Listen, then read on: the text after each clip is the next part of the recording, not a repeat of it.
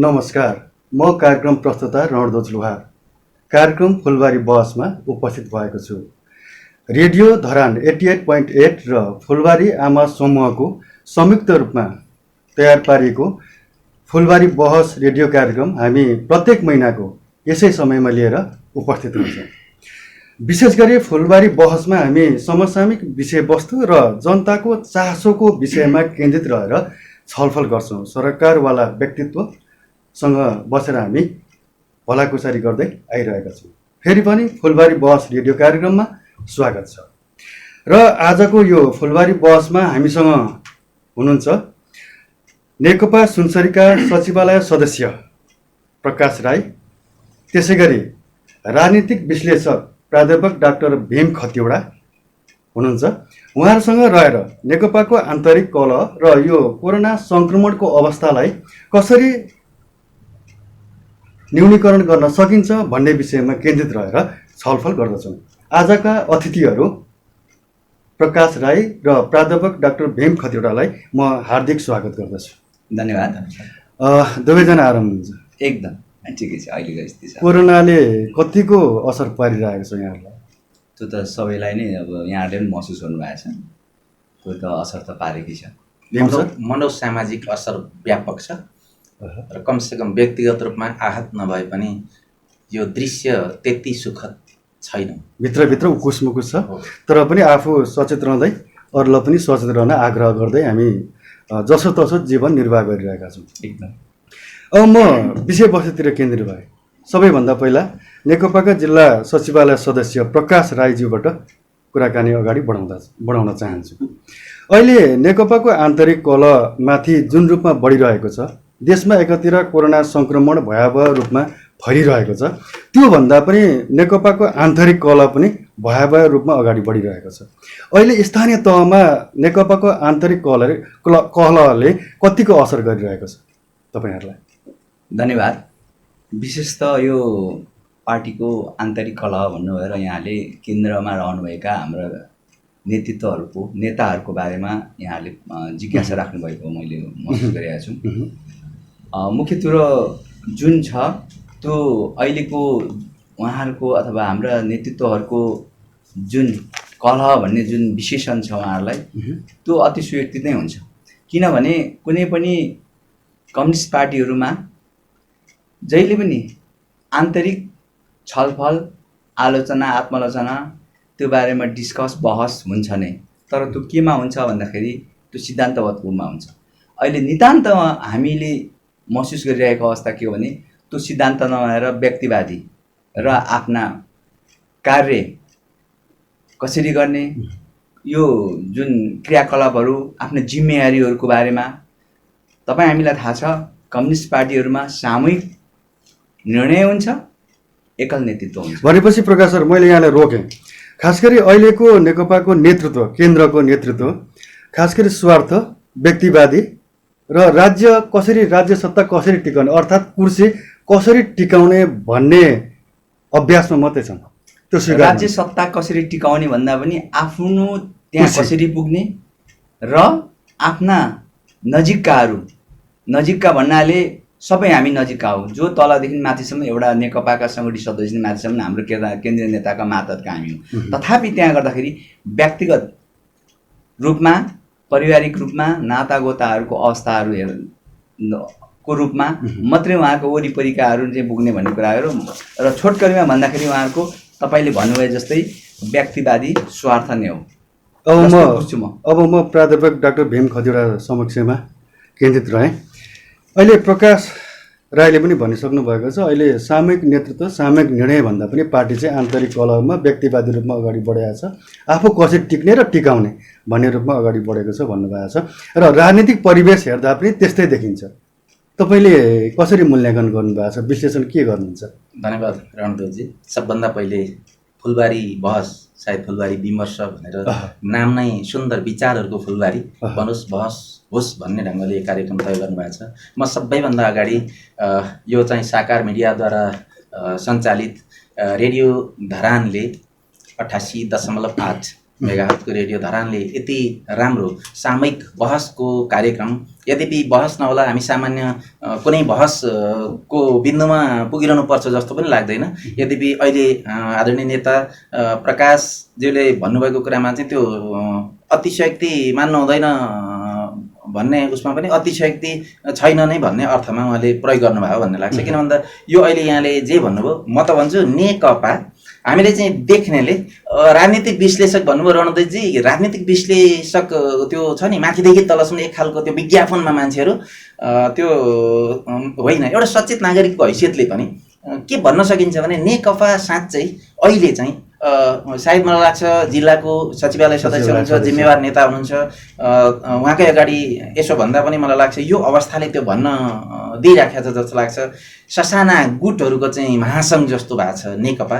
पार्टीको रूपमा विचार, दर्शन र आदर्शलाई चाहिँ अहिले विज्ञापनले अनि आडम्बरले र अहङ्कारले छोपेको छ। कम्युनिस्ट सिद्धान्त अनुसार अब अहिले छैन, तर नेताहरूले भन्नुहुन्छ कि हामी अभ्यासमा छौँ, महाधिवेशन नहुन्जेल दुईटा फरक फरक खालको यो चाहिँ कार्यनीति लिएर अगाडि बढेका दलहरूको एकता भएको हुनाले गर्दा यस्तो सङ्क्रमणको बेलामा यो स्वाभाविक मान्नुपर्छ भनेर उहाँहरूले भन्नुहुन्छ र हामी चित्त बुझाउनसम्म बुझाउँदै आएको अवस्था हो। तर अहिले चाहिँ नेकपा घोषणापत्र एउटै छ, निर्वाचनको घोषणापत्र छ।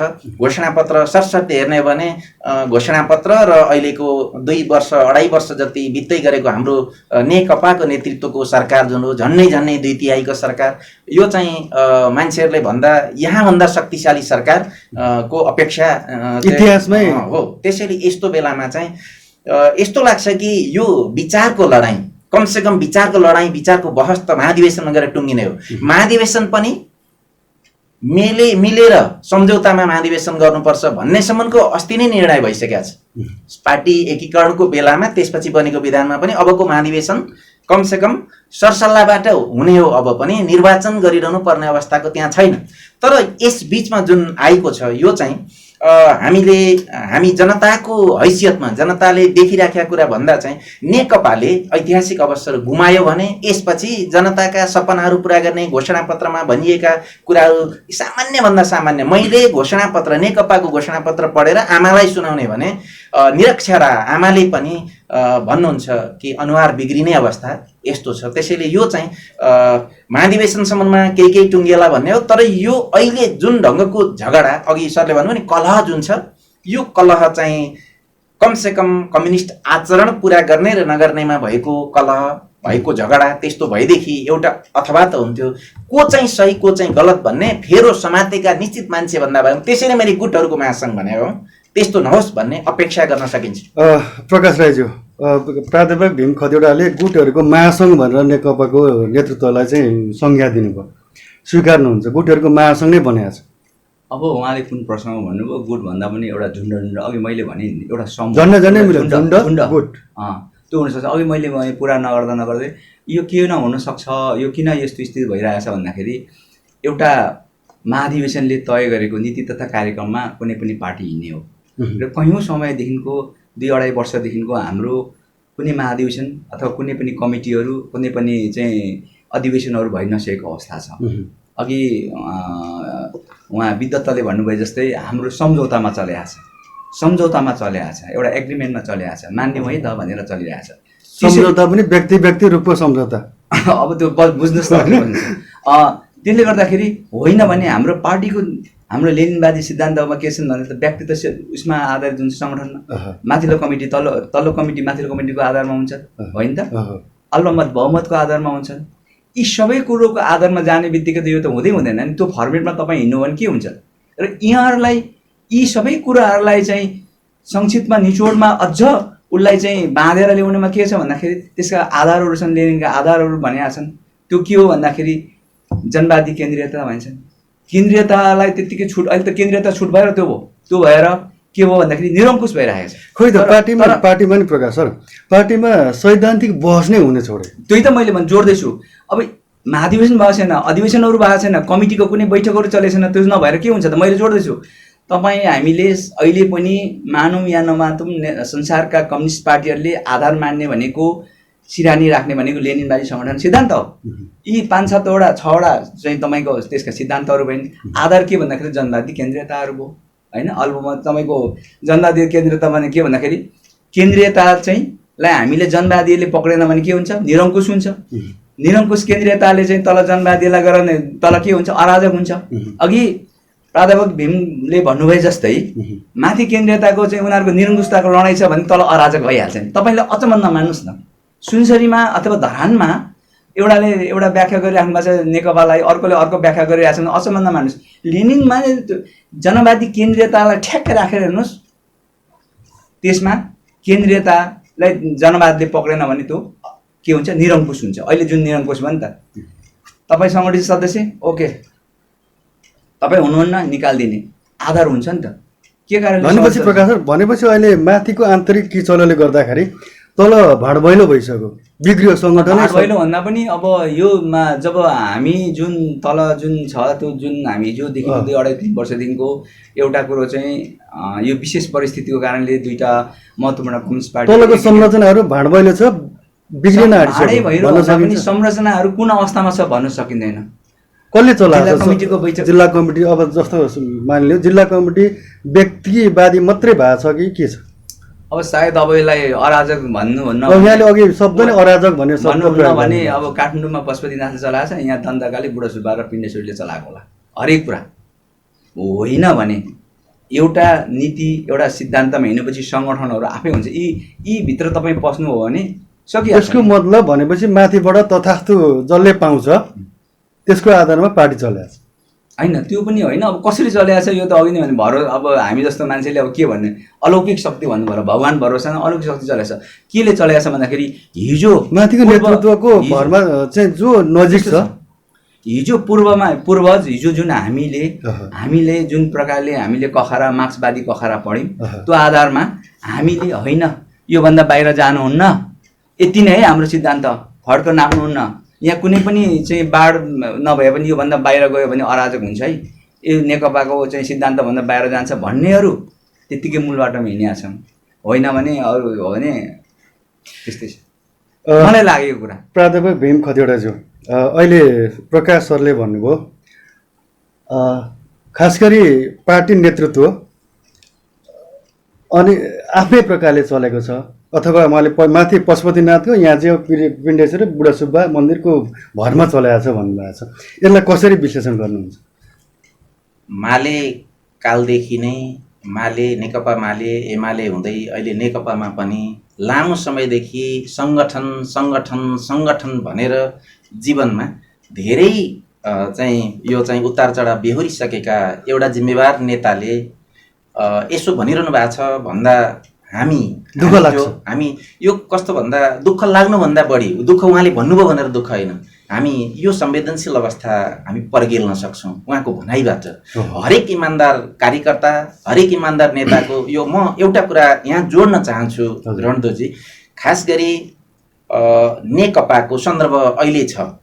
कुनै पनि दलले सरकार बनाउँछ, दलले सरकार बनाउने हो, सरकार सञ्चालन गर्न एउटा जिम्मेवार मान्छे जाने हो।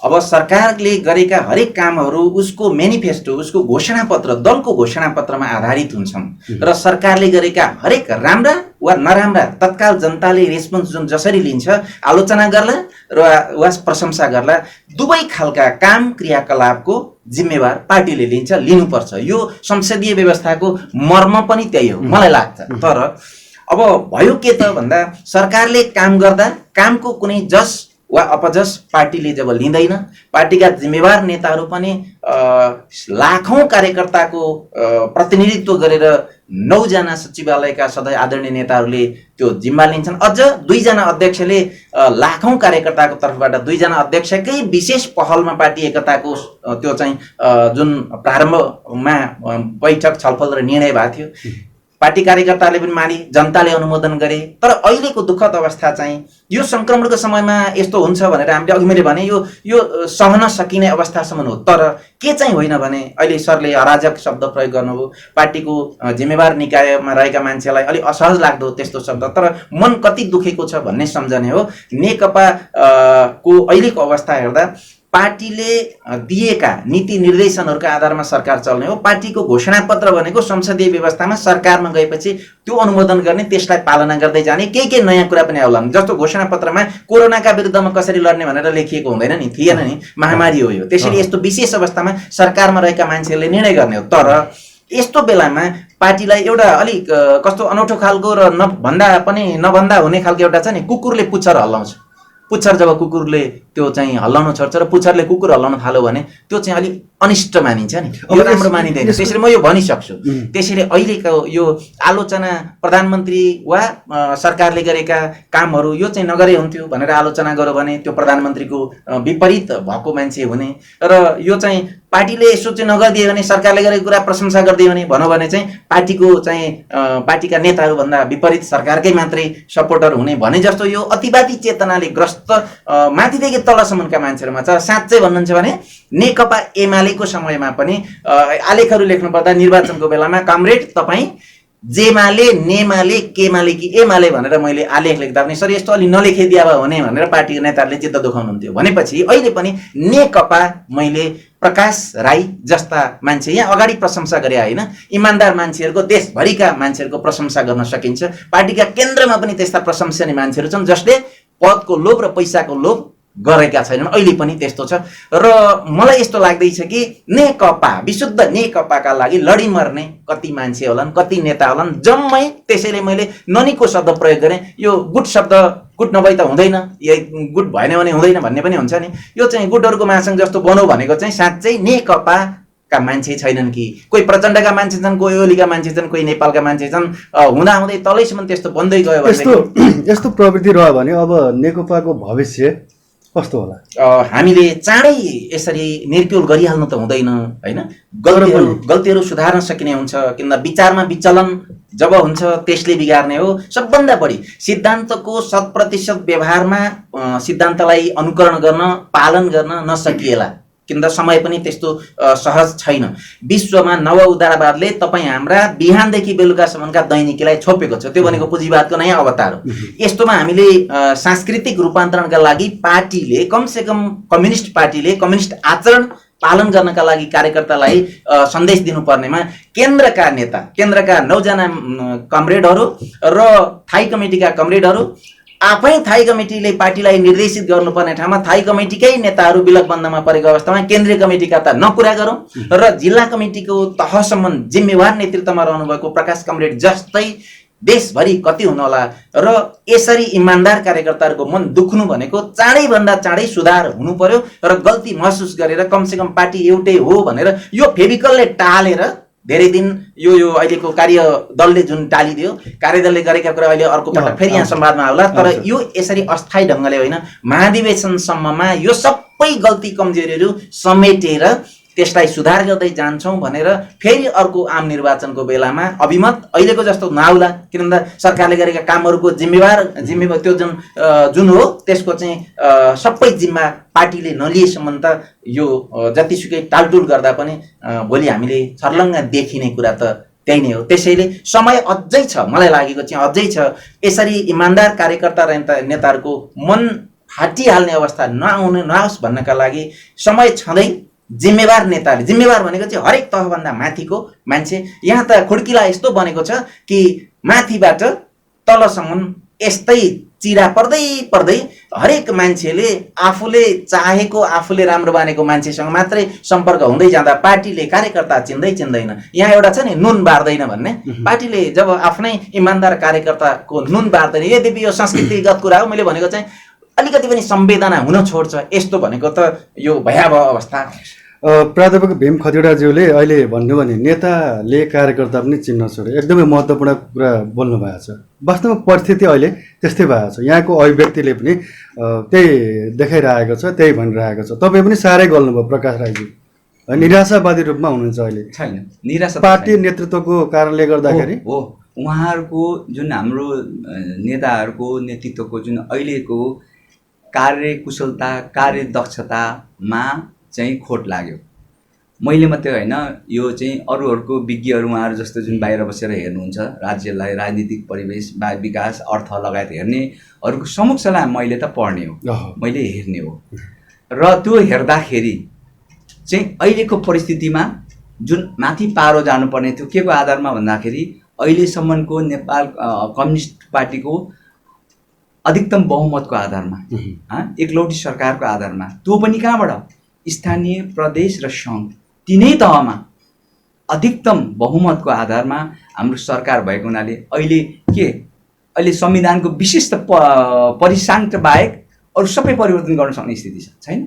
के आउँछन् भने त्यस्तो अवस्थामा पनि हामीले जनतासँग रिलेटेड कुराहरू, जनजीविकासँग, शिक्षासँग, संस्कार र संस्कृतिसँग र अहिले आएको चाहिँ भयावह चाहिँ परिस्थिति यो चाहिँ भाइरससँग भएको कुराहरू अहिले चाहिँ ल त मन्त्रीमण्डलले निर्णय गर्नु पर्यो भने अहिले नै बहुमत लिएर गर्न सक्ने अवस्था छ। तथापि यी सामान्य बेसिक कुराहरू पनि उहाँले सम्बोधन गर्नु अवस्थामा मात्रै मैले हुन्छ। तर म निराशा छैन। म अहिले भन्नेवाला थिएँ, अघि प्राज्ञिकले भन्नुभयो जस्तै धर छैन, नमिली र यो सङ्गठनलाई, यो पार्टीलाई, यो सिद्धान्तमा उहाँहरू आउनु भएन भने उहाँहरू पाखा लाग्नुहुन्छ, होइन भने यसलाई र यो पार्टी फेरि पनि पुनर्जागरण भएर नगरे यसको चाहिँ कुनै हुने छैन विकल्प। अब प्रकाश राईज्यू, तपाईँ पनि जिल्ला नेतृत्वमा हुनुहुन्छ, सचिवालय सदस्यमा हुनुहुन्छ, तर यस्तो अवस्थामा पार्टीलाई जोगाउन अथवा अगाडि बढाउनको लागि तपाईँको पनि महत्त्वपूर्ण भूमिका हुन्छ जिल्ला तहबाट। एकदम। तर तपाईँहरू जस्तो नेताहरू पनि नेतृत्व तहलाई दबाब दिन किन चाहिँ आत्मबल बढाउनु, चुपो लाएर बस्नु भएको छ, बरु निराशावादी बनेर बस्नु भएको छ? ठिक छ। अस्ति एकजनाले मलाई प्रश्न गर्नुभएको थियो, तपाईँलाई निर्वाचनको धङधङ्गीले छोडेको, दाइलाई निर्वाचनको धङधङ्गीले छोडेको छैन क्या? उहाँलाई कुनै पनि सार्वजनिक ठाउँहरूमा मैले देखेको छुइनँ भनेर भन्नुभयो। अरे त्यो कुरा मेरोमा आइपुग्यो र म यहाँलाई स्पष्ट गरौँ, मलाई तपाईँको अहिले अघि नै हामीले भन्यौँ यो भनेको दुईटा पार्टीको मिलेमत्वको एउटा निर्माण भएको सङ्गठन अहिले पनि होइन, एकताको सङ्गठन। एकताले निर्णय गर्यो, जिल्ला कमिटीले मलाई जिम्मेवारी दियो, सचिवालय सदस्य भनेर त्यहाँ नियुक्ति गर्यो, जिम्मेवारी नियुक्ति गर्यो, त्यस पछाडि कुनै पनि जिम्मेवारी छैन। जिम्मेवारी नभइसकेपछि मैले जानुहुने र सामान्य मेरो आफ्नो उसले जानुहुने बाहेक अन्य कुरोहरूमा मात्रै जाने कुरा आएन नि। यसको मतलब पार्टी एकता भए तापनि वैचारिक रूपमा एकता भइसकेको छैन पार्टी, होइन? यस्तो स्थानीय तहमा वैचारिक भन्दा पनि भावनात्मक एकता भएको छैन। विचार त मिल्यो, एउटा केही त्यसको मूल थेमको विचार जुन छ होइन, जब उसको विचार छ त्यो भित्र अटाउने थुप्रै चाहिँ उसका विचार एकतिर छ, त्यो त आउँदो अधिवेशनले पुरा गर्ने भनिएको छ। तथापि भावनात्मक एकता हुनु पर्यो नि। अब मैले अघि जोड्दै थिएँ, अब फेरि पनि म पछाडि मौका पाएँ भने भन्छु भन्दै थिएँ। अब यति साह्रो चाहिँ यसमा स्खलन आए तापनि, नेताहरूमा एउटा विडण्ड आए तापनि अन्ततको त एकीकृत भएर यो नेतृत्वले यो ढुङ्गालाई, यो राज्यलाई होइन समाजवाद उन्मुख नलगे धरै छैन र म चाहिँ जानेमा आशा पनि छु। त्यसले गर्दाखेरि तपाईँले मैले जिम्मेवारी भएको हैसियतले मैले भन्दाखेरि मैले व्यक्तिगत रूपमा बुझेको कुरा कसैले सोध्नुभयो, चिया दोकानमा सोध्नुभयो, कसैले पाठशालामा सोध्नुभयो, कतै बाटोमा सोध्नुभयो भने मैले पार्टीले लिएको निर्देशन गरेको कुराहरूलाई नै मैले उहाँहरूलाई भन्ने हो। तथापि मैले बोलेको के हो भन्दाखेरि एउटा सङ्गठित सदस्यको हैसियत मात्रै हो, म त्यत्रो जिम्मेवारी व्यक्तित्व पनि होइन। र कुनै पनि कमिटीले, जिल्ला कमिटीले अहिलेसम्म अथवा माथिल्लो कमिटीको सर्कुलरले यी काम गर्ने, यी बोल्नु, यी नबोल्नु भन्ने कुरा कुनै पनि सर्कुलर नयाँ कुरोहरू नआएको हुनाले हामीले हिजो नै मैले भने कखरा सिकेकै कुरा मैले आफूले अध्ययन गरेको आफ्नो क्षमताले भ्याएको कुरा नै उहाँलाई व्याख्या विश्लेषण गर्ने हो। नेकपाका जिल्ला कमिटी सचिवालय सदस्य प्रकाश राईज्यूले अहिले भन्नुभयो नि जिम्मेवारी पाइयो, पार्टी एकता भएपछि जिम्मेवारी पाएँ, सचिवालय सदस्यको जानकारी आयो, त्यसपछि भूमिका विहीन छु। अब यस्तो तरिकाले पार्टी एकताको कुरा कसरी अगाडि बढ्ला? प्राध्यापक भीम खतिवडाज्यूले यसलाई कसरी विश्लेषण गर्नुहुन्छ? वास्तवमा उहाँले मात्रै होइन, केन्द्रीय कमिटीका सदस्यहरूको पनि त्यही गुनासो छ, सुनेको छु हामीले। र झन्डै स्थायी कमिटीका सदस्यहरूको पनि कतिपयको त्यही गुनासो छ। पार्टीमा अब भन्दा ननीको शब्द छ, ठेकेदारी प्रथा जस्तो हुनु भनेको पार्टी हुनु होइन, त्यो रेफ बिनाको पार्टी चौतारो हुन्छ नि, त्यो मात्रै सयल ताप्नलाई एकछिन बस्ने जस्तो मात्रै हुँदैन। विचारले, सङ्गठनले एउटै बनाएपछि अनि आत्मीयता पनि भएपछि तब पार्टी बन्ने हो। त्यसैले यो अघि पनि मैले भने सङ्क्रमणको समयमा यस्ता होची अर्गेलीहरू हुन्छन्, तर यो संयन्त्र तयार भएपछि विधान पनि छ नि, यो विधान चाहिँ सङ्क्रमणकालीन जुन यसो गर्ने भनेर छ, जिम्मा दिएका मान्छेहरूले काम पुरा भएका छैनन् भने ती जिम्मेवारीमा रहेका कामहरू भयो भने राम्रो। यो सबैलाई समेट्छ के भन्दा जीवन, संस्कार, संस्कृति, धर्म जे जति छन् जनताले जसले नेकपालाई मत दिए, नेताज्यू मार्क्सवाद, लेनिनवाद र माओवादी विचारधाराको अध्ययन गरेर अनि नेकपा एकदम ठिक छ भनेर मत दिएका हुन् भनेर भर पर्नु हुँदैन। समृद्धिको आकांक्षा छ, ज्येष्ठ नागरिकहरूलाई सम्मानको आकांक्षा छ, दलित, पीडित, उत्पीडित, कमजोर वर्गका मान्छेहरू छन्, तिनले राज्यले हामीलाई अलिकति भए पनि प्रेरणाको हात दिन्छ भन्ने छ। 60 लाख बेरोजगार साथीहरू चाहिँ रोजगारीको खोजीमा जीवनलाई बालुवामा साटेर, श्रमलाई पसिनामा साटेर गएका छन्। म यो सकिहाल्छु। त्यसैले त्यो सबै अपेक्षाहरूको गुजुल्टो छ। 2-2.5 वर्षसम्म आउँदाखेरि सरकारले काम गर्दैछ एउटा कुरा, कतिपय राम्रा काम पनि गर्दैछ, त्यसको पनि सकारात्मक पक्ष छैन। अब प्रविधिले गर्दा सामान्यभन्दा सामान्य मान्छेले पनि तुरुन्तै प्रतिक्रिया यहाँनिर कहाँनिर हो भने जस्तो उहाँले अघि प्रकाश राईज्यूले भन्नुभएको छ जिम्मेवारी पाइयो तर भूमिका भएन। यसको मतलब के हो भने पार्टी एकता भइसकेपछि पनि साबिक एमाले एकतिर, साबिक माओवादी एकतिर, भावनात्मक रूपले एक भएको छैन भन्ने कुरा। अब यो तरिकाले पार्टीलाई कस्तो असर पर्छ? बिल्कुल माथिदेखि तलसम्म भावनात्मक एकता जुन हो त्यो छैन, जसले गर्दा आत्मीयता जुन मैले भने आत्मीयताको बोध नै छैन। नेकपा एमालेका नेता कार्यकर्ता, नेकपा एमालेकै त्यो एक खालको त्यो बाटोमा हामीले देख्दा है। अब माओवादी सम्बद्ध जुन साथीहरू हुनुहुन्थ्यो, साँच्चै भन्नुहुन्छ भने द्वन्द्वमा सहभागी नभएका कुनै पनि कमरेडलाई माओवादी नेता कमरेडहरूले त्यसरी मन साट्ने गरी व्यक्तिगत सम्पर्कले नेताहरू नजिक टाढा हुनुभयो होला, तर त्यो आत्मीयताको प्रवर्धनै भएको छैन। पार्टीले त्यो शिक्षा दिएकै छैन। स्कुलिङ जुन आयो त्यही स्कुलिङ छ। त्यो बेला बेलामा सङ्गठन निर्माण गर्दा ससाना कार्यक्रमहरूमा, निर्वाचनहरूमा त्यही पीडा हामी भोग्दै पनि छौँ। त्यसैले यस्ता आउँछन्, धेरै त भोगेका छैन। यो रहिरहनु भनेको नेकपामा सीमित मान्छेहरूको त्यो चाहिँ के भन्छ वृत्ति विकास त होला, तर पेन्सन खाएर, राजनीतिक पेन्सन खाएर, व्यक्तिगत लाभ लिएर एक पुस्ता चल्ला। देशको रूपान्तरणमा जुन सपना प्रधानमन्त्रीले बोक्नु भएको छ, नेकपाका सबै नेता कार्यकर्ताले बोकेका छन् नि समृद्धिको, हामीले यसो हेर्दाखेरि यो समृद्धिको सपना पुरा गर्नका लागि पार्टीको फेरि अर्को पनि निर्वाचनमा जानुपर्छ है भन्ने कुरा सम्झिएर ल्याउने मात्रै पार्टी जीवन होइन। पार्टी जीवनमा 30औं 40औं वर्ष काम गरेका, 50औं वर्ष काम गरेका केन्द्रदेखि तलसम्मका नेता कार्यकर्ताहरू अहिले पनि हुनुहुन्छ भनेपछि त्यो जिम्मेवारी चाहिँ योग्यता अनुसारको जिम्मेवारी भएन भने एकताको कुनै प्रक्रिया नै पुरा नभएको अवस्थासम्म जहाँको त्यही रहन्छ। महाधिवेशन भनेर मात्रै हुँदैन। महाधिवेशनमा त एउटा नेतृत्व बन्ने हो, तर त्योभन्दा अगाडिका कामहरू जति हुनुपर्ने हो, एकताको प्रक्रिया बिचमा लथालिङ्ग छोडेर अर्कै प्रक्रियातिर नेताहरू लाग्नु भएको छ। त्यो प्रक्रिया भनेको त्यो नेपाली जनताले छर्लङ्ग बुझेको कुरा छ। त्यसैले अघि नै कमरेडले कलह भन्नुभयो, सलह आएका बेलादेखि कलह सुरु भएको छ, त्योभन्दा अगाडिदेखि कलह सुरु भएको छ। यसले सरकारलाई अस्थिर बनाउने खालको,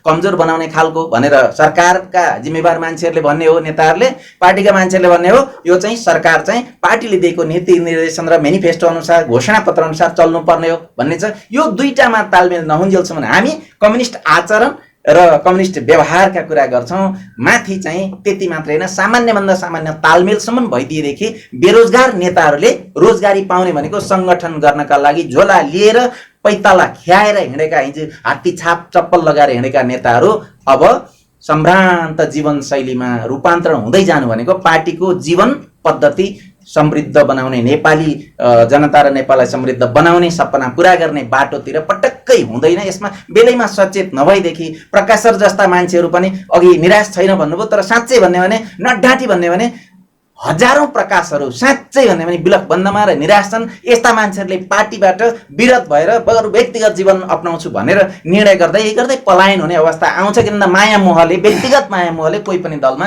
लागेको हुँदैन। कमाउनलाई नलागेका यस्ता मान्छेहरू बिस्तारै पार्टीबाट उपेक्षा हुँदा हुँदा हुँदा त्यही उपेक्षाका कारणले व्यक्तिगत जीवन नै रोज्न जाने अवस्था बन्न सक्छ। यसबारेमा जिम्मेवार निकायका जिम्मेवार नेताहरूले बेलैमा सोचेनन् भने यो पहिरो आउँछ। प्रकाश सर, तपाईँले जतिसुकै फेक्छु, थाम्छु, रहिरहन्छु भने पनि जब कामको आधारमा मूल्याङ्कन हुँदैन, मान्छेको योग्यता क्षमताका आधारमा जिम्मेवारी दिइँदैन भने त्यस्तो दलको त्यो न्याय त्यो नेकपा मात्रै होइन है रणधोज सर, म त नेकपा मात्रै होइन देख्दैछु नेपाली काङ्ग्रेसमा पनि त्यही छाया छ, अरू दलहरूमा पनि त्यही छ। देखिएको चाहिँ सरकार चलाउँदै गरेको नेकपा भएको हुनाले गर्दा र अलि बढी तपाईँहरूले अहिले नेकपा पनि दोस्रो काङ्ग्रेस भयो।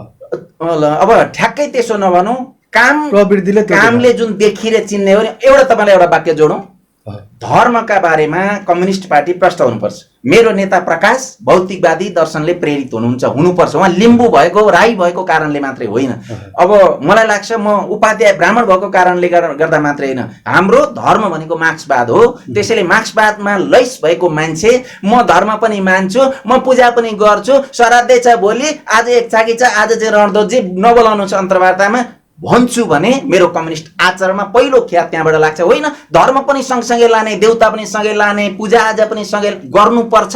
आचरणमा त्यो सामान्यतया गर्नुपर्ने जसका लागि हामी गर्छौँ। तर श्रीमतीलाई देखाएर हरेक दिन मन्दिर जाने, श्रीमतीका कारणले घरमा मन्दिर बनाउने, कसका कारणले श्रीमती मान्दैनन् अथवा श्रीमानले त्यसो गर्नुहुन्छ भन्ने, हामी यस विषयमा एकैछिनमा आउनेछौँ। अहिले हामी रेडियो कार्यक्रम फुलबारी बहसमा छौँ र हामी रेडियो धरान 88.8 मेगाहर्जमा यो फुलबारी बहस कार्यक्रम चलाइरहेका छौँ र यो कार्यक्रमलाई फुलबारी आमा समूह र रेडियो धरान 88.8 मेगाहर्जले संयुक्त रूपमा तयार पारेको हो। र यो फुलबारी बहस कार्यक्रममा आज हामीसँग हुन्छ नेकपा जिल्ला कमिटी सचिवालय सदस्य प्रकाश राई, त्यसै गरी प्राध्यापक डाक्टर भीम खतिवडा।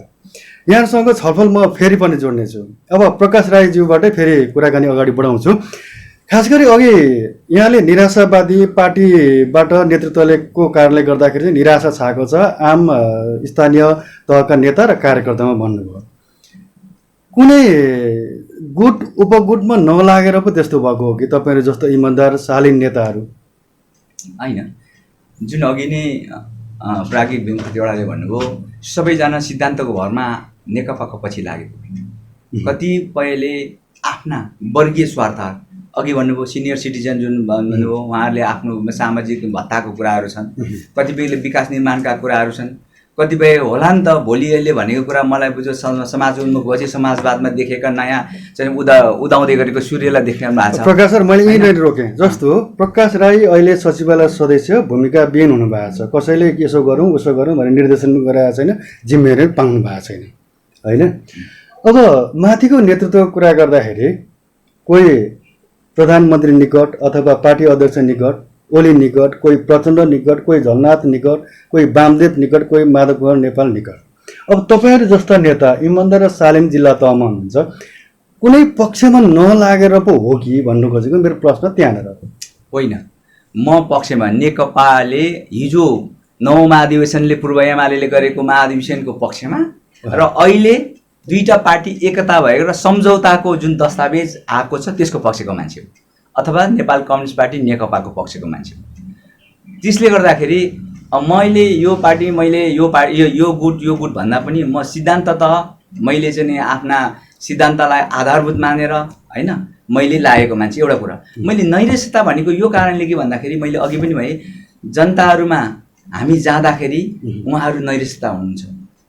हेर्नुहोस्, म त सिद्धान्त बोकेको मान्छे, अघि पनि अनौपचारिक रूपमा उहाँसँग म कुरा गर्दै थिएँ।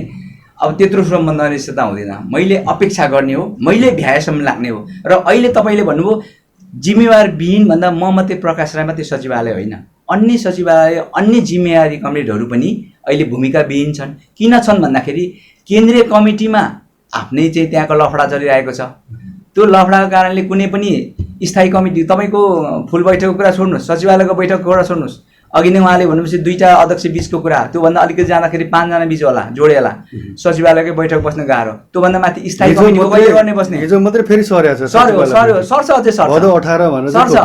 अब सचिवालयको बस्नै गाह्रो, त्योभन्दा चाहिँ तपाईँको केन्द्रीय कमिटीको त तपाईँ अब त्यो पुरै गर्नुहोस् भनेपछि त्यहाँ भएको निर्देशनहरू प्रदेश हुँदै तपाईँको जिल्लामा आएपछि न मैले जिम्मेवार पाउने, मैले काम गर्ने हो भनेपछि म मात्रै होइन, अहिले जिम्मेवारीबाट अन्य धेरै कमिटीहरू पनि बाहिर हुनुहुन्छ। मैले भन्नु खोजेको त्यो हो। त्यसले गर्दाखेरि र पनि हिजो हामी एक व्यक्ति एक सम्पर्कबाट सुरु भएको हुनाले त्यस्तो निरक्षता छैन। अब यसलाई तपाईँ अब एउटा पुरातन भन्नुहोस्, एउटा जडसूत्र भन्नुहोस्, होइन, त्यसमा म केही पनि बुझ्दैन। तर एक दिन न एक दिन कुनै बेला नेकपा होइन चाहिँ यो ठाउँबाट एउटा सुरक्षित ढङ्गले समाजवाद उन्मुख कुनै न कुनै विकल्प खोजेर पनि नेतृत्वको विकल्प खोजेर पनि त्यो ठाउँमा पुग्छ भन्ने मेरो चाहिँ आशा हो अथवा म कन्फिडेन्स छु त्यसमा। प्राडा भीम खजुराज्यू, वास्तवमा नेकपा पनि यो गुट उपगुटले अब सिद्धिने लाग्यो, जनताको बुझाइ त्यो पनि छ, त्रास छ त्यस्तो, तर नेताहरू चाहिँ जस्तो प्रकाश राई जस्तो नेता पनि ओझेलमा पर्ने सम्भावना भयो। जीवन समर्पण गरेर देश र जनताका लागि भनेर एउटा आदर्श जीवन जुन हो त्यो चाहिँ सर्वहारा संस्कृतिको संरक्षण गर्ने, समानताका लागि, जनताको मुक्तिका लागि भनेर मिठा मिठा हामीलाई मिठा मिठा गीत सुनाउँदै त्यो ठाउँमा पुगेका नेताहरूले 2-4 दिनको भुलभुलैयामा त्यसरी चाहिँ अडिन्छन् भन्ने लाग्दैन। यद्यपि नेकपा एमाले फुटेको पनि जनताले देखे, नेताहरूले सहनुभयो होइन। फेरि माले र एमालेको एकीकरण भयो, त्यतिले मात्रै शक्ति पुगेन, द्वन्द्वमा गएको नेकपा माओवादी फेरि आयो, फेरि मिल्यो। यस्तो बेलामा चाहिँ मलाई कस्तो लाग्छ भन्नुहुन्छ भने यो अहिले अब अलिकति तपाईँलाई जोडेँ, यहाँ नेताजीले त्यो पक्ष चाहिँ तपाईँले सोध्दै हुनुहुन्छ होला जस्तो लाग्यो, म यो जोडिहाल्छु कि अहिले जुन समस्या समाधान कार्यदल जुन हो महासचिवको संयोजकत्वमा 6 जनाको है, त्यो अहिले तपाईँलाई अलिकति चाहिँ जोडिहाल्छु कि हाम्रो यो हामीले यसो हेर्दा है नेकपाको अवस्था कति जर्जर भएको छ भन्ने कुरा त्यहाँ 3 जनै नेताहरूका मान्छेहरू राखिएको भनेर आयो सञ्चार माध्यममा, र त्यसले जे निर्णय दियो त्यसले प्रस्ताव गरेन। थाई कमिटीले गर्ने निर्णयको मस्यौदा पनि हामी यस्तो निर्णय गर्दछौँ भनेर पास गरोस् भनेर प्रस्ताव होइन, पास गर्दछौँ भनेर खाका नै त्यो 6 जनाको कमिटीले दियो भनेपछि त्यो एउटा मिनी महाधिवेशनले गर्ने निर्णय जस्तो। त्यो मात्रै होइन, कोरोनादेखि स्थानीय निकायसम्म विकास निर्माणका कामसम्म के गर्ने भनेर घोषणा पत्रै पो त्यहाँ त आयो त्यस्तो। त्यसैले यसले के देखाउँछ भन्दा सङ्गठन, सिद्धान्त, घोषणापत्र इत्यादिमा विचलन भनेको चाहिँ पार्टी जीवनमा निकै गम्भीर समस्या हो। अब जतिसुकै फेभिकल लाएर टाल्दै पनि प्रतिपक्षहरूले भन्छन् नि कि नेकपा फुटो यसरी फुटो भनेर जनतालाई हल्ला चलाउनेहरूको पनि लर्कै छ। तर के चाहिँ भन्न सकिन्छ भने जनताको त्यो चाहिँ गाँससँग, जनताको उठीवाससँग, जनताको चाहिँ जीविकासँग वर्षौंदेखि त्यसैका लागि भनेर सङ्घर्ष गरेका नेकपाका नेताहरूले अन्तिम अवस्थामा पनि आफूलाई ट्र्याकमा ल्याउँछन् र एकतालाई कमसेकम भावनात्मक रूपले मात्रै निर्वाचनको बेलामा त्यो अगाडि बढेको त्यो प्रक्रिया सारा ठाउँमा रोकिएका प्रक्रियाहरू छन्। नेताहरू बेरोजगार हुनुभयो भनेको चाहिँ कमसेकम यो लेनिनवादी सङ्गठनात्मक सिद्धान्त जसलाई अपनाउने भनिएको छ त्यो चाहिँ त्यो जनवादी केन्द्रीयताको कुरा होइन, आम रूपमा पार्टीले निर्णय गर्ने त्यस पछाडि व्यक्तिगत जिम्मेवारी पालन गर्दै जाने भन्ने कुरा सम्झँदै कमसेकम त्यो कुरा पालन गरेर तलसम्म आफ्नो सेक्टरका जिम्मेवारी त छुट्याएको छ नि त, सङ्गठन विभाग छ, संस्कृति विभाग छ, यी दुनियाँ विभागहरूमा मान्छे छुट्याएको छ। अब तपाईँले प्रकाश राईलाई होइन जिल्ला कमिटीको अध्यक्षलाई सोध्नुभयो भने पनि र प्रदेशका अध्यक्षलाई वा केन्द्रका प्रचण्ड कामरेडलाई सोध्नुभयो भने पनि हेर्नुहोस् अहिले सङ्क्रमणको बेलामा यस्तै छ, अब हामी गर्दै जान्छौँ भन्ने हो। त्यसैले मलाई लाग्छ निश्चित समय मात्रै पर्खन्छ, समयले पर्खँदैन पनि। त्यसैले नेकपाले चैतको महाधिवेशन जुन प्रस्ताव गरिएको छ, केन्द्रीय कमिटीको मिटिङ पछिको कुरा होला त्यो, चैतको महाधिवेशन भन्दा अगाडि यो सदस्यता वितरण र अनि त्यहाँदेखि प्रकाश सरका मान्छे कति, अर्को सरका मान्छे कति भन्दै जाने भने नेकपा चाहिँ फेरि पनि ससाना सँगसँग हुँदै यो हामीले जति नफुटोस् भन्दा पनि फुट्छ भनेर प्रतिपक्षीहरूले चाहिँ एकदम त्यो गरिराखेका छन् नि। मलाई लाग्छ त्यस्तो नहोस् भन्नका लागि र जनताकै नाममा गरिएको राजनीति हो भने यो चाहिँ दुई खालको भनौँ न, प्रचण्ड कामरेड र ओली कामरेडले यसमा संवेदनशील भएर कमसेकम यो कार्यदलले दिएको यो चाहिँ प्रस्ताव अथवा जे छ सिफारिस जे छ यसअनुसार तत्काल गर्ने कामहरू जुन कमिटीका मान्छेहरू छन्, बेरोजगार अवश्य छन् केन्द्रीय कमिटी, थाई कमिटीदेखिका मान्छेहरू, त्यसैले त्यो सबै विभागहरूमा तत्काल यो कामहरू अगाडि बढो भने मात्रै, नत्र समय धेरै भड्किनेछ। त्यसपछि फेरि जहाँको त्यहीँ पुग्यो भने त महाधिवेशन नहुने अवस्था हुनु भनेको त बर्बाद हुनु हो। त्यसैले त्यस्तो नहोला सम्झ्यौँ। अनुशासनको दायरामा जनताका नाममा कमसेकम सबैलाई एक ठाउँमा ल्याउने अवस्था बनोस् भन्ने हामीले चाहिँ त्यो कामना गर्ने हो। र दरो खुट्टा टेकेर प्रकाश सर जस्ता इमान्दार जिल्ला नेताहरूले होइन, स्थानीय तहका नेताहरूले चाहिँ त्यसका लागि पार्टी नेताहरूलाई, जिम्मेवार कमरेडहरूलाई, उहाँभन्दा माथिको कमरेडहरूलाई, कमिटीहरूलाई चाहिँ खबरदारी चाहिँ गर्ने हो। मौन बसेर चाहिँ हुँदैन जस्तो मलाई लाग्छ। प्रकाश सर, खास गरी नेकपाको शीर्ष नेताहरूको लामो चाहिँ रस्साकसीपछि अब पार्टी फुट्दैन कि भन्ने सङ्केत पनि गरेको छ। एउटा कार्यदल बनाएको छ, कार्यदल बनाएपछि त्यसले त्यो कार्यदल मार्फत गएको कुराले पार्टीलाई फेरि एकता रूपमा माथि चाहिँ डह्रो बनाउँछ कि भन्ने एउटा आकलन पनि गर्न सकिन्छ। अब यसले के छ, आशा गर्ने ठाउँ छ? अब यसलाई तपाईँले भन्नुभयो नि फुट्छ भने मैले त्यस्तो देख्दिनँ। पार्टी फुट्दैन अब, किनभने जो नेतृत्वमा जाने जुन हाम्रा नेताहरू हुनुहुन्छ उहाँले हिजो 35 साल इर्दागिर्दादेखि होइन पूर्व स्थापना कालदेखिको पार्टीको जुन म त्यति पर जान्न, कमसेकम मैले बुझेअनुसार म 35 साल पछाडिको कोर्डिनेसन कमिटी पूर्व कोशी पूर्व रातो झन्डा एकीकृत हुँदै फुट्दै गएर चौमा हुँदै फुट्दै गएर दुई पक्षकै कुराहरू चाहिँ म पूर्व माओवादी र पूर्व एमाले बिचका नेताहरू अन्त्यमा आएर तपाईँको चाहिँ फेरि पनि मालेर मार्क्सवादी, त्यसपछि फेरि फुटेर चाहिँ होइन एमाले फुटेर फेरि पूर्व पछिका मालेर एमाले, फेरि त्यस पछाडि त्यस्तै उहाँहरू पनि फुटेर माओवादी केन्द्र, माओवादी चाहिँ ऊ शक्ति के भएर अन्तिममा अहिले आएको अवस्था हो। अब फुट्ने होइन, अब उहाँहरूले बुझ्नु भएको छ। यदि अबको भयो भने चोइटेर जाने हो, फुटाउने स्थिति उहाँहरूको छैन, आँट पनि गर्नुहुन्न। किन भन्दाखेरि हामीले उहाँहरूलाई खबरदारी गर्ने कुराहरू र उहाँहरूले बेहाल पनि भोग्नु भएछ। हिजो सत्ताभन्दा बाहिर बसेर पनि बेहाल भोग्नु भएको छ र सत्तामा एकचोटि आइसकेर पनि केही पार्टीहरूले पूर्वहरूले आफ्नो हैसियत र आफ्नो भेट बनाउनु, त्यसले गर्दाखेरि पार्टी फुट्ने अवस्था छैन। र भनेपछि भागबण्डामा कुरो मूल्य वास्तवमा अहिले आएर त्यही त अहिले आएर अघि त्यहाँ प्राध्यापकले भन्नुभयो जस्तै अहिले आएर हुँदाखेरि त्यसमा चाहिने आवश्यक, मैले जोड्नु खोजेको कुरा भने आवश्यक जो आवश्यक जुन विभागको लागि आवश्यकता छ त्यो आवश्यकता व्यक्तिहरूको चयन हुनुपर्नेमा ठ्याक्कै त्यहाँ प्रस्तुत गर्दा हुन्छ। तपाईँहरूले नै धेरै गर्नुहुन्छ होइन, पत्रकारहरू नै हुन्छ, ठ्याक्कै व्यक्ति विशेषको नामबाट कमिटीहरू बन्यो र त्यो कमिटीले उहाँले भन्नुभयो जस्तो फोटोकपी आउँदो स्थायी कमिटीको फोटोकपी प्रस्तुत गरेको छ होइन, त्यसमा चाहिँ पास गर्ने गरी भनेको छ। अब हेर्नुहोस्, त्यो हेर्दाखेरि त्यो त पास गर्नु जरुरी छैन। अघि मैले पनि भने होइन, के अरे सरकार कसको मातहतमा हुन्छ? पार्टीको मातहतमा हुन्छ होइन। पार्टीले बनाएको के को बाटोमा सरकार पुग्छ भन्दाखेरि उसले बनाएको 5 वर्ष घोषणापत्रको आधारमा सरकारले गर्छ, विशेष परिस्थिति बाहेक होइन, विशेष परिस्थिति बाहेक अरू सबै त्यो घोषणापत्र अन्तर्गत हुन्छ। पार्टीले निर्देशन गरेको कामहरू र राज्यहरूको चाहिँ हरेक कुरोमा चाहिँ कार्यान्वयन हुन्छ होइन।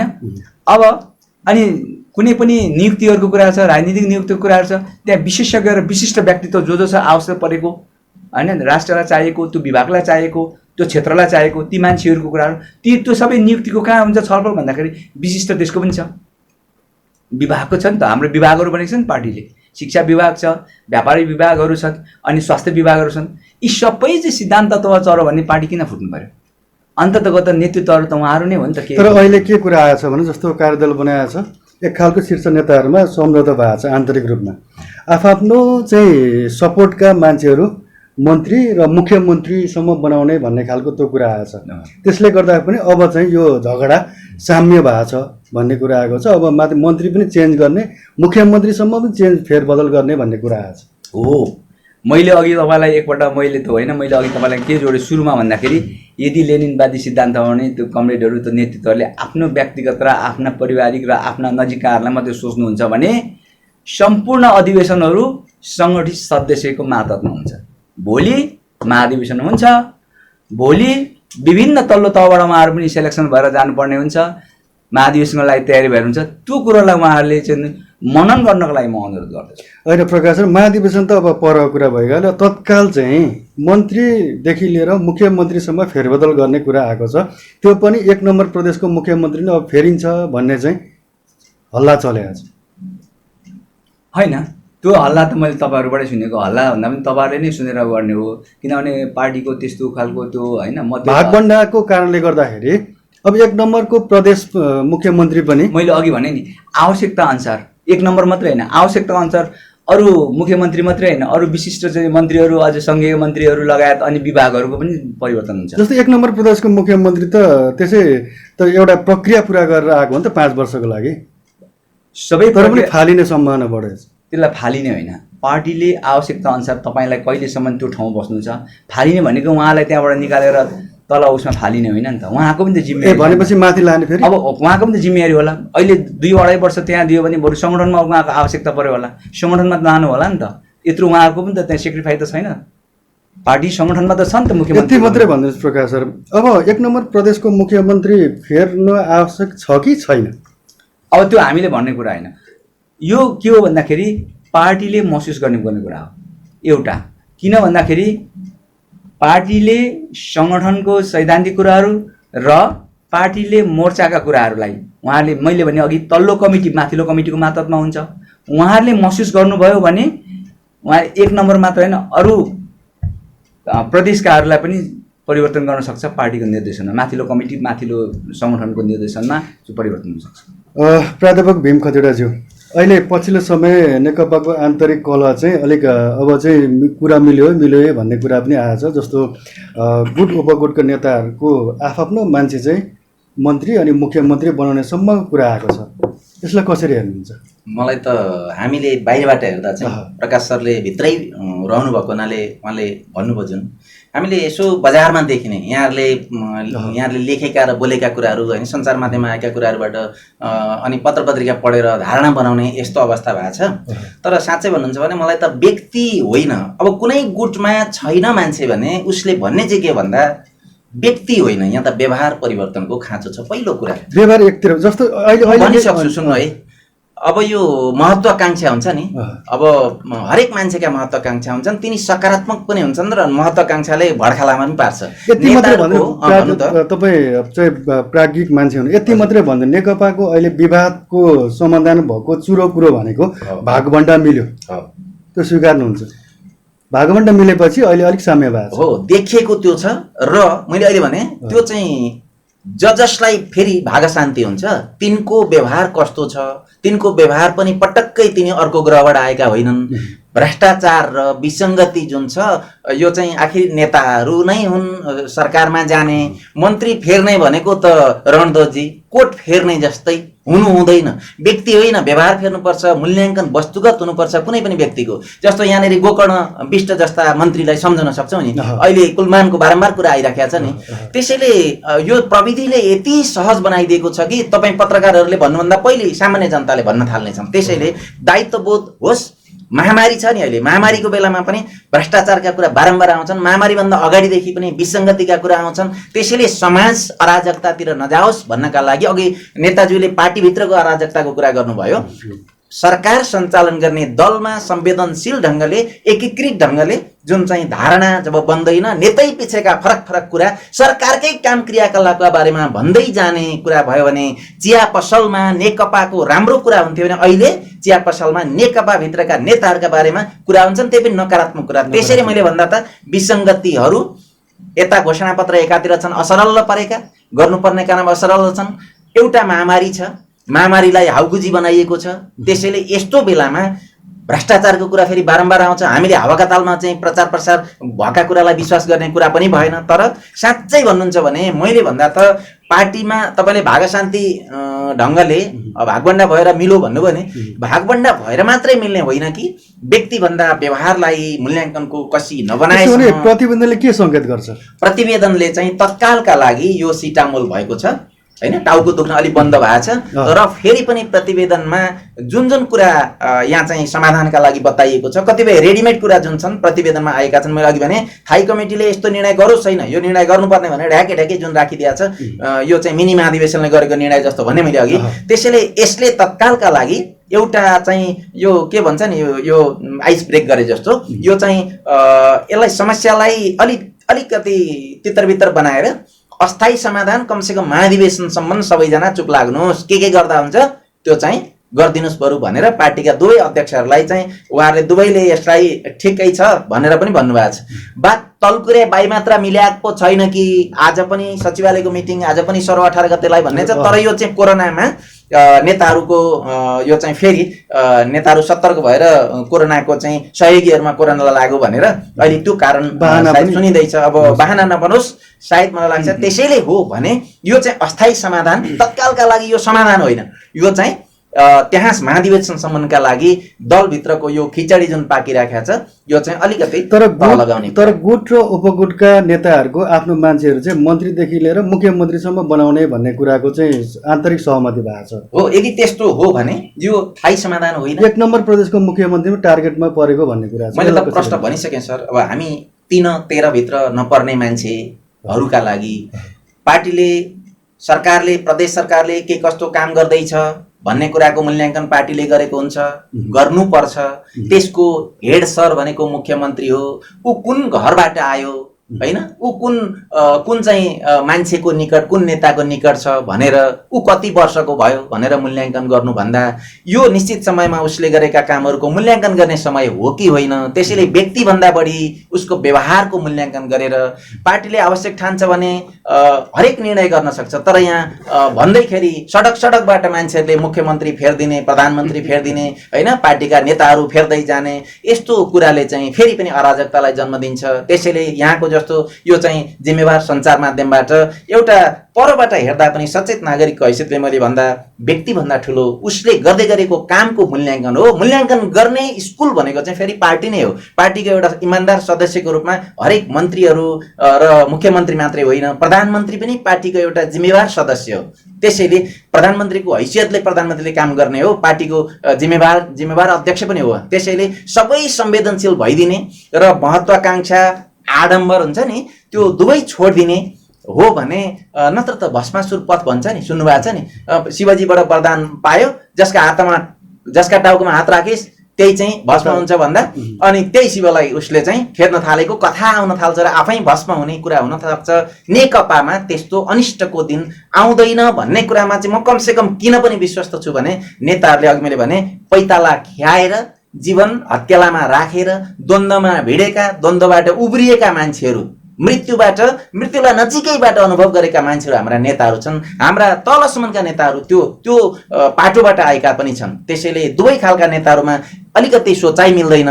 काँडागाडी छिचोलेर आएको मान्छे, पिचबाट आएको मान्छेसँग अलिकति उसको आराम गर्ने शैली मिल्दैन। तर रणधोजी समग्रमा चाहिँ नेकपाको संस्कृति जुन छ, नेताहरूको चाहिँ अहिलेको जीवनशैली हेर्दै जाँदा चाहिँ यो आदर्श, अघि हामीले अनौपचारिक पनि कुरा गऱ्यौँ, यो आदर्श र त्यो व्यवहार पटक्कै मिलिराखेको छैन भन्ने कुरा चाहिँ प्रष्ट छ। म फेरि प्रकाश राईज्यूसँगै ठोकेँ।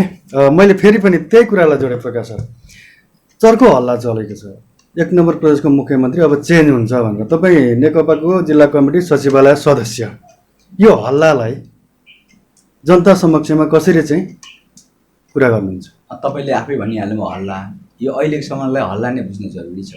मैले अघि पनि भने यसको लागि मैले अघि पनि भने सामूहिक निर्णय हुन्छ, माथिल्लो कमिटीले निर्णय गर्छ, उहाँ केन्द्रीय कमिटीको सदस्य पनि हो हैन, र उहाँ चाहिँ जिम्मेवार नै हो। त्यसले गर्दाखेरि पार्टीले आवश्यक परेको हुनाले उहाँलाई मोर्चाबाट निकालेर कुनै चाहिँ पार्टी सङ्गठनमा जिम्मेवार दिन पनि सक्छ। त्यो माथि हो, न कि हामीले हिजो जस्तो कालो झन्डा लगाएर चाहिँ मुख्यमन्त्रीलाई चाहिँ हटाऊ भनेर त्यो वैधानिकता छैन हैन। त्यसले गर्दाखेरि अब बाहिर ल्याउने पनि अलिखित लिखित जुन छ त्यो चाहिँ पत्रकारिता अहिले जुन छ नि उहाँहरूकै हो हैन। आवश्यकता मैले अघि फेरि पनि भन्दैछु, म आवश्यकता उहाँहरूको मूल्याङ्कन होला। अघि नै उहाँले प्राज्ञ भीम खतिवडाले भन्नुभयो हैन, उहाँको मूल्याङ्कन के विकास निर्माणको मूल्याङ्कन, सङ्गठनको मूल्याङ्कन, उहाँ हेड सर भएको हैसियतले उहाँले चलाउनुको क्याबिनेटको निर्णयको हैसियतमा कति कार्यान्वयन गर्नु सक्नुभयो, त्यो निर्णय त गर्यो होला नि त, माथिल्लो कमिटीले गरिरहेको छ नि त, केही न केही उसले गरिरहेकै छ। त्यसले गर्दाखेरि म तल्लो कमिटी भएको हुनाले मैले आवश्यकताहरू भन्दा पनि माथिल्लो कमिटीको निर्णयलाई नै हामीले सर्वोपरि थाल्नुपर्छ।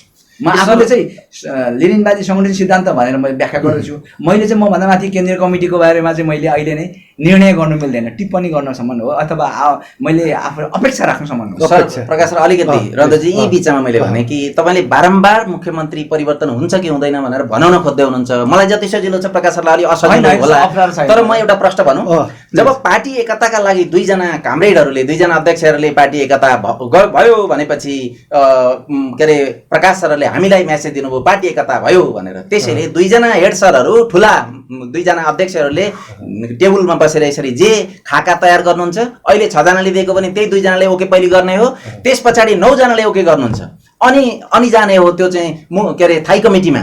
त्यसैले सम्झनुहोस्, हाम्रा आदरणीय के अरे मुख्यमन्त्री प्रदेश 1 का मुख्यमन्त्री मात्रै नभन्नुहोस् न 6 जनाको कार्यकालमा भएका शङ्कर पोखरेल पनि मुख्यमन्त्री हुनुहुन्छ। त्यसैले हेड सरहरूले हामी 1 नम्बर प्रदेशमा भएकोले मैले तपाईले चासो राख्नु ठिक हो। अब 2 नम्बर प्रदेशभन्दा बाहेक अन्यत्र नेकपाका जति मन्त्री मुख्यमन्त्रीहरू छन् त्यहाँ प्रतिवेदनमा भएको शब्द उच्चारण गरौँ। प्रदेशका मन्त्री परिषदमा पनि हेरफेर हुन सक्नेछ भन्दा हिजै सूर्य थापाजीले उप प्रमुख होला उहाँ होइन हो उहाँले चाहिँ भनिसक्नुभयो कि मुख्यमन्त्री चेन्ज गर्नेजी भनेको छैन भन्नुभयो। त्यहाँ पनि विवाद आइरहेछ।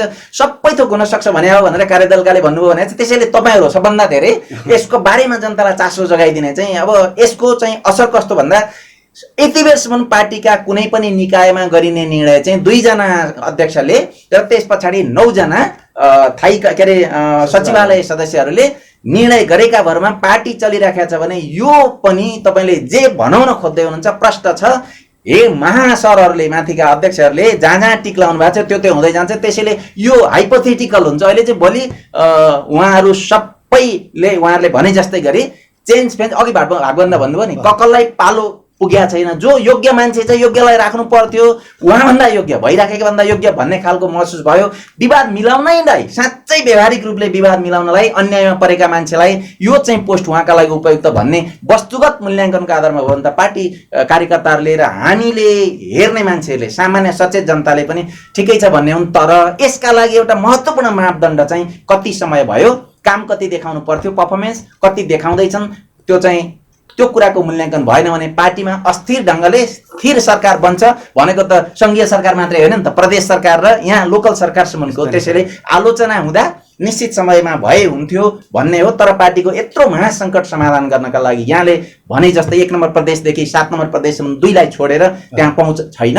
त्यसैले कुनै पनि निर्णय भएछ भने आकाश खसेको मान्नु हुँदैन। यसलाई स्वाभाविक रूपले लिनुपर्छ। पार्टी अहिले पद्धतिमा भन्दा बढी 2 जना अध्यक्ष र 9 जना सचिवालय सदस्यको विवेकमा चलिराखेका हुनाले त्यसै अझ भनौँ 2 जना अध्यक्षको विवेकमा लेनदेनमा सल्लाहमा चलिराखेका हुनाले चित्त नबुझ्दै पनि कुनै पनि जिम्मेवारीमा रहेका नेता कार्यकर्ताले म नाइ भन्यो भने ऊ चाहिँ त्यो निर्णयभन्दा बाहिर भएको। अब यो खालको निर्णयले जस्तो माथिको केन्द्रको निर्णयको कारणले गर्दाखेरि अब स्थानीय तहमा त असर पर्छ। बिल्कुल पर्छ असर किन पर्नु र फेरबदलको कुरा जिम्मेवारी बाँडफाँडको कुरासम्म पनि फेरबदल गरिदिइसकेपछि त असर त पर्यो नि त माथि व्यक्तिवादी। यस्तो हुन सक्छ कि यति आत्तेका छन् प्रकाश सर भन्दा तल पनि हजारौं उहाँले प्रशिक्षण दिने कार्यकर्ताहरू हजारौं छन्। नगर तह गाउँ तह टोल तहसम्म कमिटीहरू छन्। कमिटी नभएका होइन नि त। त्यसैले यति कार्यकर्ता यति सहज ढङ्गले लिन्छन्। मलाई लाग्छ कि नेकपाभित्र अब फेरि हाम्रो पालो नआउने भयो, हामी फेरि सहज ढङ्गले सङ्गठनमा लाग्न नपाउने भयौँ, फेरि बर्बाद हुने भयो, पार्टी अर्कोचोटि सरकारमा नजाला भनेर 2 खालका हुन्छ नि कार्यकर्ता। तत्काल फाइदा लिन खोज्ने कार्यकर्ता र अर्का प्रकाश राईहरू कार्यकर्ता हुँदा नेता हुँदै जिन्दगी गइसकेका मान्छेहरू हुन्छन्। उहाँको अति प्रशंसा होइन। यो चाहिँ मैले उहाँलाई मात्रै भनिनँ, उहाँले जेसुकै सम्झे पनि थुप्रै त्यस्ता निराशाको बिन्दुसम्म पुग्न थाल्दा पनि पार्टीमा अडिएका, पार्टीमा काम गरिरहेका, जिम्मेवारी वहन गरिरहेका कार्यकर्ताहरू चाहिँ पार्टीका नाममा 2 जना अध्यक्षले र सचिवालयले निर्णय गर्यो भने त्यो शेरदनजीमा पनि लागु हुन्छ, शङ्कर पोखरेलजीमा पनि लागु हुन्छ। सबैले नाकका चालले मान्छन् र पार्टी टुक्रिएन। जसरी पनि पार्टी एउटै भएर गयो भने बरु महाधिवेशनमा देखा जाएगा, अर्को पटक देखा जाएगा भनेर भए पनि कार्यकर्ताले मान्छन्। हामीले यति बेरको सिनारीले त्यो कुरामा चाहिँ हामी प्रष्ट हुन सक्छौँ भन्ने लाग्छ। हामी कार्यक्रमको अन्त्यतिर आइसकेका छौँ। आज हामी फुलबारी बहसमा नेकपाको आन्तरिक कलहले स्थानीय तहका पार्टी र कार्यकर्तामा कस्तो असर गरेको छ र यो अहिले कोरोनाको सङ्क्रमणको विषयमा पनि हामी छोटकरीमा अहिले कुराकानी गर्नेछौँ। नेता र पार्टीले कसरी चाहिँ क्रियाशील हुनुपर्छ यस बेला जनताको सुरक्षा र जनतालाई राहत दिनको लागि भन्ने विषय केन्द्रित हुनेछौँ। म त्यसै विषयमा केन्द्रित रहन चाहन्छु। अब अहिले कोरोनाको कारणले भयावह स्थिति उत्पन्न भएको छ होइन, विश्व र नेपाल पनि। यतिखेर पार्टीले कसरी चाहिँ काम गर्नु पर्थ्यो तपाईँको विचारमा के लाग्छ? विशेष त स्थानीय सवालमा अथवा प्रदेशमा र सङ्घमा विशेष यो एउटा नयाँ भाइरस हो, सबैलाई थाहा छ। अहिले पनि यो भाइरसलाई हामीले नजिकबाट चिनिरहेको छैनौँ, पूर्णतया चिनिरहेको छैनौँ, केही हदसम्म मात्रै चिनिरहेका छौँ। किन भन्दाखेरि तपाईँ हामीलाई थाहा छ बिचमा विज्ञहरू त्योसँग रिलेटेड विज्ञहरूको नै त्यो भाइरसले हेर्ने दृष्टिकोण त्यसलाई चाहिँ विश्लेषण गर्ने दृष्टिकोणहरू फरक फरक आइरहेको छ। आज मात्रै एउटा आइरहेको छ त्यो अब फेक अथवा त्यो ऊ हो कि होइन। यो भाइरस एक अर्का नजिकता र हाम्रो संसर्ग चाहिँ तपाईँको यो थुक अथवा र्याल अथवा योबाट सर्दैन भन्ने पनि आइरहेको छ WHO को हवाला दिएर। त्यसले गर्दाखेरि अहिलेसम्म हामीले नचिनेको अवस्था हो। तथापि हामीलाई जुन सुरुमा वुहानबाट सुरु भएर त्यसलाई तुरन्त मोनिटरिङ गरेर WHO ले जुन एउटा नियम बनाएको थियो, जुन नियमले चाहिँ अब यसको अन्य खोपहरूभन्दा अहिले चाहिँ नयाँ भएको हुनाले यसलाई मिनिमाइज गर्नलाई होइन एक अर्कामा चाहिँ नसर्नको लागि चाहिँ केही नियमहरू पालना गरेका थियो। त्यो नियमहरू पालना गर्ने सवालमा सङ्घीय सरकार, प्रदेश सरकार र स्थानीय सरकारले जति पहुँच गर्नुपर्ने थियो समयमा र परिस्थितिवश, मैले जोड्दैछु परिस्थितिवश त्यो चाहिँ अलिक कम भएको हो कि भन्ने मलाई लाग्छ। जनताप्रति उत्तरदायित्व होइन, उत्तरदायित्व त हो, तर पनि तपाईँले अब यसो गर्दाखेरि जुन समय सापेक्ष अथवा त्यति बेला जुन गर्नुपर्ने हो त्यो काम चाहिँ अगाडि अथवा पछाडि रुटिन बेगर गरियो कि भन्नु खोजेको मैले चाहिँ। जस्तो पार्टीले पनि त जनताको यस्तो चाहिँ संवेदनशील घडीमा के गरिरहेछ? मैले अघि नै भने पार्टी, अघि पनि त भने पार्टी एउटा सामूहिक नेतृत्व, सामूहिक निर्णयबाट, छलफलबाट अलिक बाहिरबाट चलेको हो कि भनेर मात्रै भन्दैछु मैले अघि। त्यही भएर केही व्यक्तित्व, हामी नेतृत्व व्यक्ति विशेष यो कोरोनाको संक्रमणलाई नियन्त्रण गर्न भूमिका दिए त्यस्तो बुझ्यो। किन भन्दाखेरि हामीलाई थाहा छ, तपाईँ हामीलाई जब चाहिँ कोरोनाको कुरा भइसकेपछि हामीले चाहिँ सेन्ट्रलाइज, वुहानलाई सेन्ट्रलाइज गरेर ऊबाट केही कुरा सिक्नुपर्ने थियो, ऊबाट केही कुरा लिनुपर्ने थियो, उसबाट सुरुवात भएर उसले समाधान पनि तुरन्त गरिसकेको थियो हाम्रोमा असर पर्नुभन्दा अगाडि। तर हामीले त्यसो गरे जस्तो मलाई लाग्दैन। हामीले त्यहाँबाट केही कुरा पनि सिके जस्तो लाग्दैन। हामीले आफ्नै प्रकारले गर्ने एउटा झन् मन्त्रीज्यूको त डिस्कसै मैले सुने, तपाईँ विज्ञ हो कि तर कार्यान्वयन पक्षमा हाम्रो क्याबिनेटले त्यो निर्णय गर्दैन भन्ने। यस्तो अहन्ता तपाईँ एउटा विज्ञसँग बसिराख्नु भएको छ भने मैले भनेको चाहिँ जो मोर्चामा जाने हाम्रो नेतृत्वहरू हुनुहुन्छ, त्यो स्थानीय मोर्चामा होस्, प्रदेशमा होस् र सङ्घमा होस्, जुन जुन विषयको विज्ञहरू हुनुहुन्छ उहाँ त्यसमा तल्लीन भन्नुभएको छ, त्यहाँ उहाँहरू जीवनयापन गर्नुभएको छ, त्यसलाई अध्ययन गरेर उहाँहरूको जीवन चाहिँ पूर्वाधार अवस्थामा पुगेछ, उहाँहरूले भनेको कुरा मान्नु पर्दैन। त्यसले गर्दाखेरि त्यो समय सापेक्ष त्यो कार्यान्वयन तलसम्म नभएको हुनाले हो।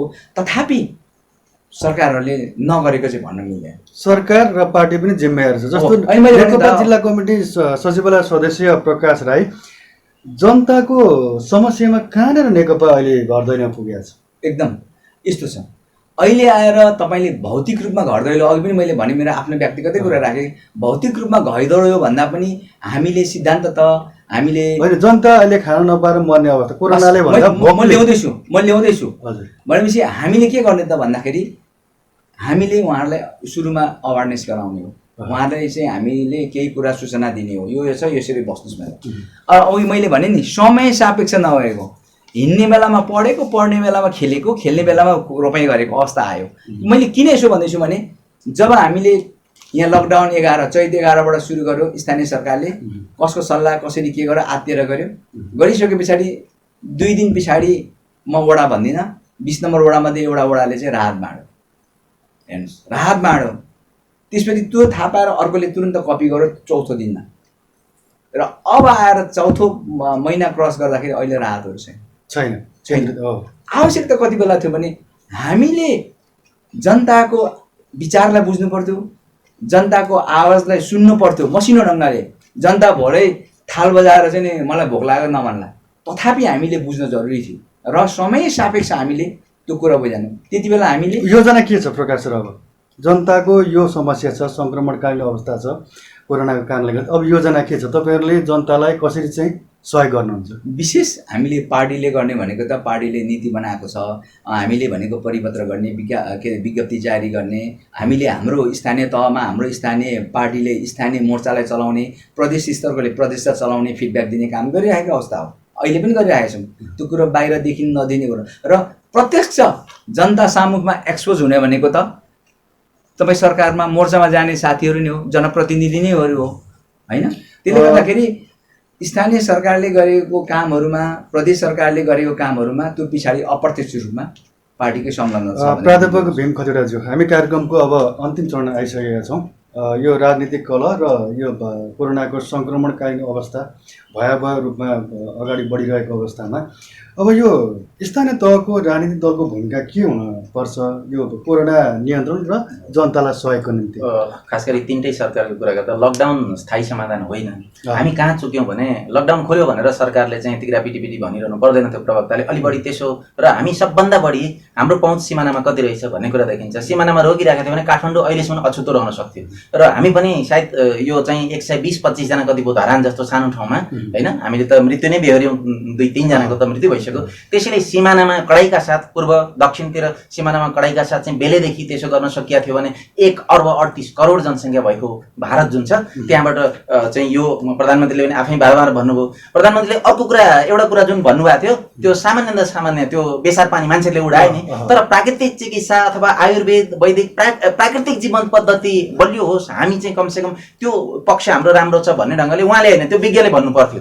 त्यसैले अलिकति बढी चाहिँ यो थायी समाधान होइन। मलाई भन्नुहुन्छ भने हामी कर्फ्युमा छौँ, अहिले दोस्रो साताको कर्फ्युमा छौँ। स्थानीय निकाय धरानलाई मात्रै हेरेर होइन, कतिपय विकट ठाउँमा स्थानीय निकायहरू छन् र अहिले विकट ठाउँहरूमा पनि कोरोना पुगिसकेको छ र यो हाउगुजी बनाइएको छ। औषधि सेवन गर्ने ज्येष्ठ नागरिकहरू यिनीहरू चाहिँ पालो आयो तिमीहरूको मर्ने भने जस्तो गरेर हरेक मान्छे विज्ञ छन्, बुढादेखि बुढासम्म विज्ञ मात्रै छन्। त्यसैले यसको चाहिँ मान्छेलाई सचेतना गराउने जस्तो जिल्ला कमिटीले के गर्यो भन्दा हामीले देख्दा जिल्ला कमिटीले विज्ञप्ति जारी गरिरहेछ कोभिडबाट सतर्क रहौँ भनेर।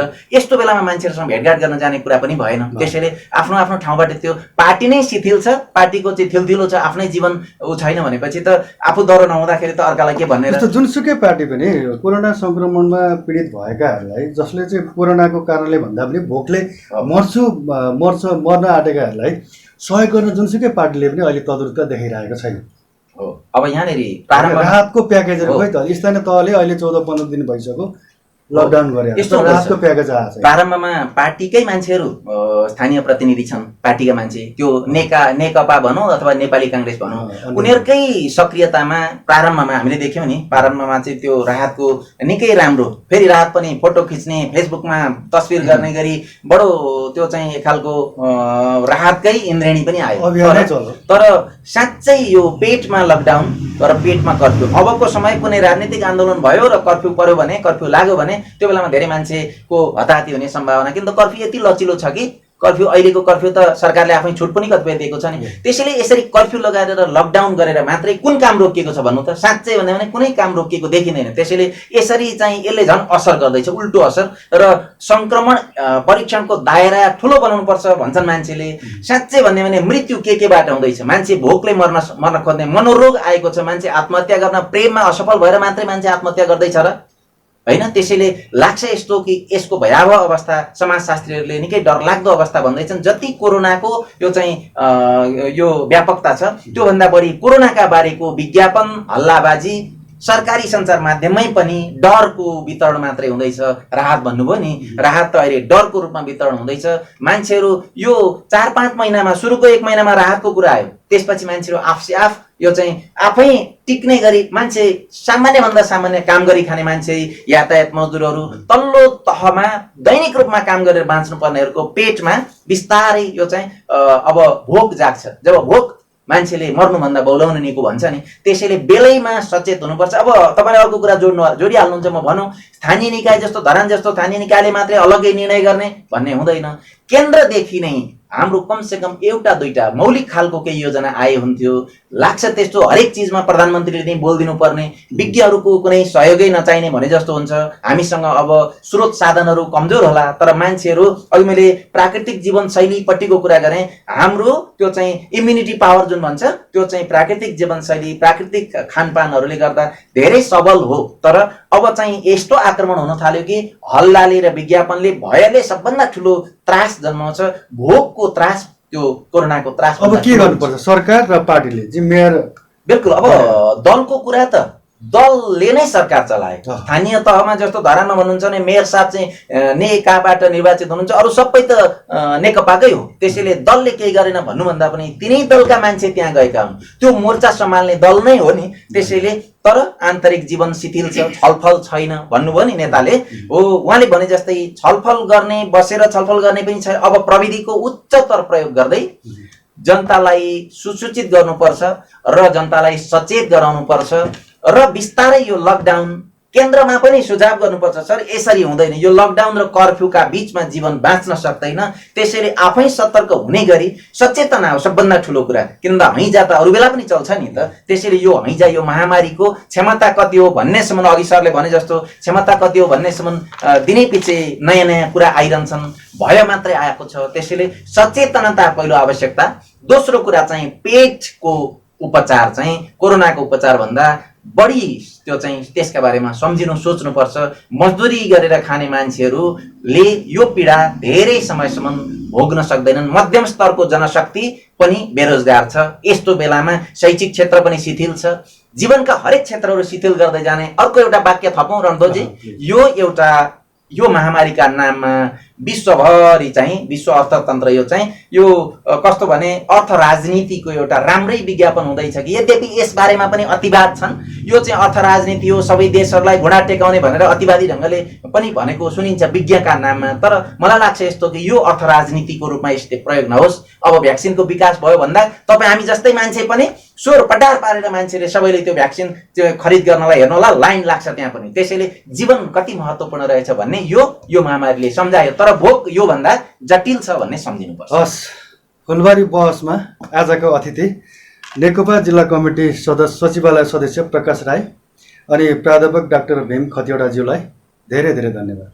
हस्, यहाँलाई पनि यो रेडियो धरान 88.8 मेगाहर्जबाट सञ्चालित यस कार्यक्रमका प्रस्तुता लगायत सम्पूर्ण युनिटलाई व्यक्तिगत तर्फबाट म नेकपा पार्टी जिल्ला कमिटीको तर्फबाट पनि आभार व्यक्त गर्न चाहन्छु। एकदम दुलाका मान्छे, सडकका मान्छे, अहिले कोरोनाका नाममा भोकले मर्न लागेका तमाम मजदुरहरूलाई सम्झँदै कमसेकम छलफल गर्ने, उहाँहरूको आवाज पनि यसरी छलफलमा ल्याउने गरीको जुन यो सहजीकरण गर्नुभयो रणधोजी, यहाँलाई र रेडियो धरानलाई समेत र फुलबारी बहस जुन कार्यक्रम सञ्चालन गर्नुभएको छ यसको प्रभावकारिता सधैँभरि रहिरहोस्। हामीले सामूहिक विषयमा छलफल गऱ्यौँ, हाम्रो छलफल निर्णायक होइन, कमसेकम समाजमा चिन्ता छ है भन्ने कुरा। पार्टीका नेतासँग पनि कुनै हेर्नु बहस भन्नुभयो नि, कुनै दोहोरो डिस्कस गरिरहनु परेन। हामी एक मतमा छौँ कि देश समृद्धिका नाममा पार्टीले सरकार चलाएको छ, तर हामी समृद्धि कहाँ रोकिएको छ, अर्कै समस्यातिर जाँदैछौँ। पार्टीका नेताको झगडा, एकातिर कोरोनाको आक्रमण, सल्लाह अलिक कम छ हाम्रोमा। यहाँले यसरी हामीलाई बोलाइदिनु भयो, यहाँलाई पनि धेरै धन्यवाद। फेरि पनि यहाँहरू दुवैजनालाई धन्यवाद छ। फुलबारी रेडियो बहस कार्यक्रममा आज हामीसँग नेकपाका जिल्ला कमिटी सचिवालय सदस्य प्रकाश राई र प्राध्यापक डाक्टर भीम खतिवडासँग रहेर छलफल गऱ्यौँ। अब हामी कार्यक्रमको अन्तिम चरणमा आइसकेका छौँ। यो कार्यक्रम तयार गर्नका लागि सहयोग गर्ने, संयोजन भूमिका निर्वाह गर्ने पारस काममाङ राई लगायत धरान 15 का विशाल राई, धरान 11 का सम्पत राई, धरान 15 कै लीला दाहाललाई विशेष गरी धन्यवाद दिँदै म कार्यक्रम प्रस्तुता फेरि पनि अर्को अङ्कमा समसामयिक विषयवस्तुमा छलफल गर्ने बाचासहित बिदा हुन चाहन्छु। हस्त, नमस्कार।